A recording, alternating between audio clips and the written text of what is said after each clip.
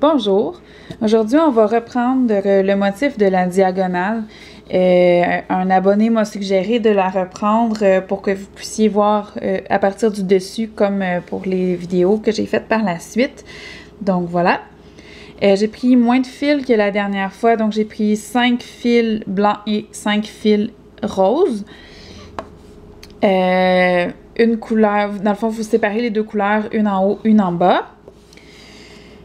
Vous pouvez prendre le nombre de fils que vous voulez en autant que ce soit le même nombre pour chaque couleur.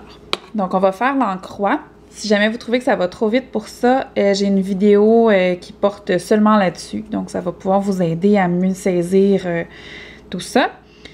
Assurez-vous de prendre des couleurs contrastées. Donc, ici, j'ai pris deux couleurs qui se ressemblent vraiment pas. Comme ça, vous allez voir le motif plus facilement. Pour apprendre, ça va être plus adéquat.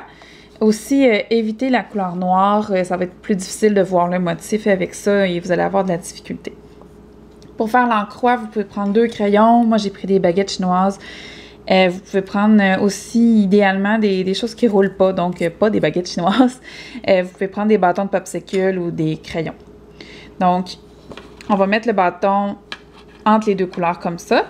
Ensuite, on va tresser pour le maintenir en place.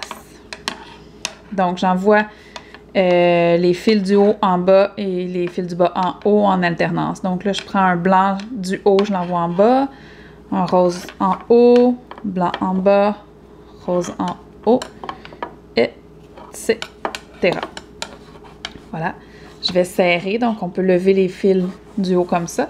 Toujours, le motif inverse se fait dans le bas de nos fils, donc on va tirer dessus pour enlever le nœud, sinon si on le fait trop tard, ça va être plus compliqué. Voilà, on prend l'autre bâton d'encroix, on l'insère et on fait la même chose. Donc là, cette fois-ci, c'est le fil rose que je vais envoyer en bas en premier, monter le blanc jusqu'à la fin. Oups. Ça et comme ça. Je serre encore une fois, comme ça. Pour éviter que ça ballotte toujours, vous pouvez mettre des élastiques à chaque bout. Donc, pour maintenir votre encroix en place.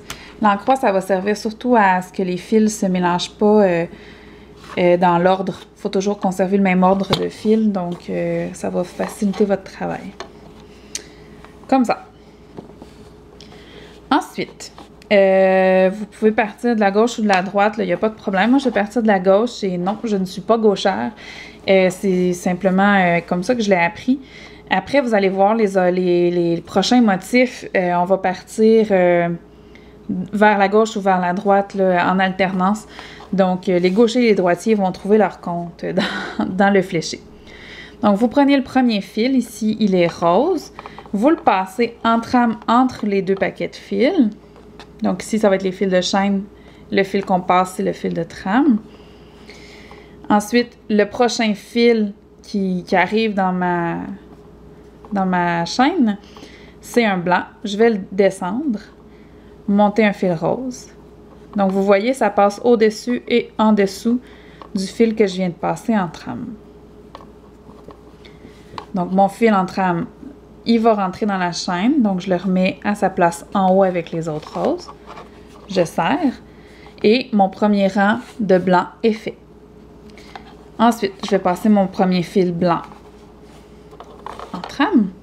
Je le maintiens dans ma main droite. Je vais descendre le premier fil qui est rose.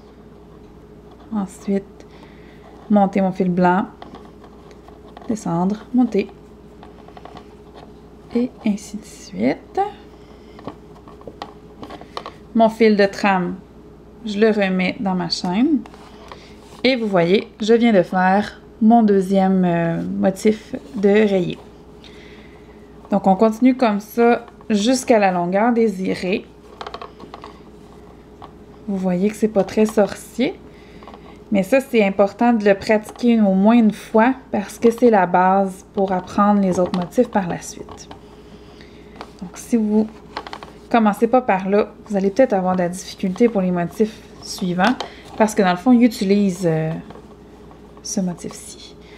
On appelle ça le demi-chevron parce que le motif original, dans le fond, c'est un chevron, donc un V.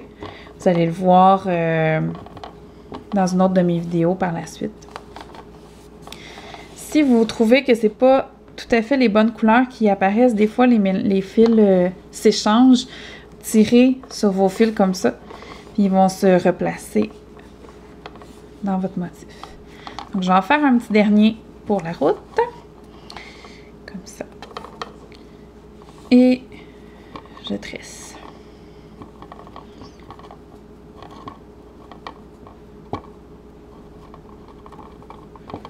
Je le remets en chaîne, excusez. Voilà, donc vous voyez, j'ai fait quelques rayures déjà dans mon motif.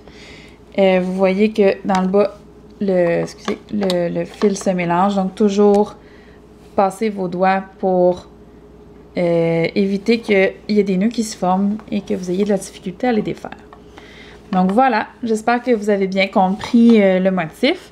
Si jamais vous avez des questions, n'hésitez pas à m'écrire. Je vous réponds aussitôt que j'ai le temps de le faire. Donc n'hésitez pas. Au plaisir!